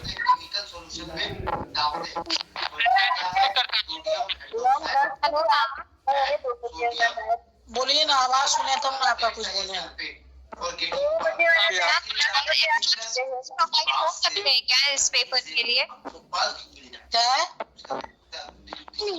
हेलो, इस पेपर के और एक्स्ट्रा क्लासेस प्रोवाइड हो सकते हैं क्या? और क्लास नहीं, आप कहाँ से क्लास नहीं होगा? एक एक करके बोलिए।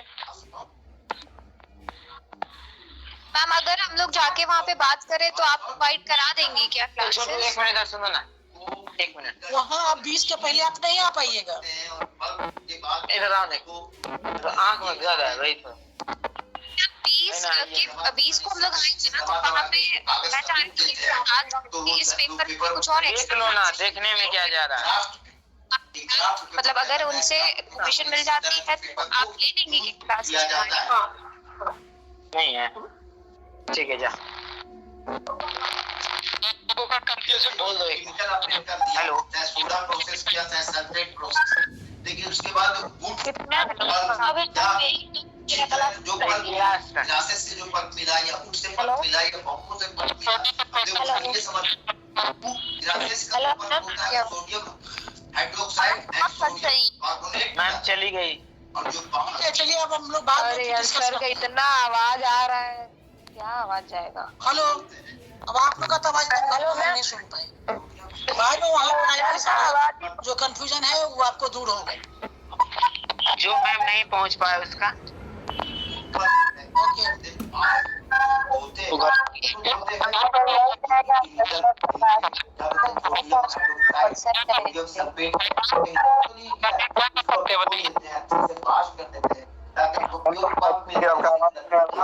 या बांस का पल्प मिले, कोई केमिकल नहीं हो, केमिकल फ्री हो, केमिकल लोगों का पहले कंफ्यूजन दो यार, पहले ये काफी सीरियस लग रही हैं, इनको पहले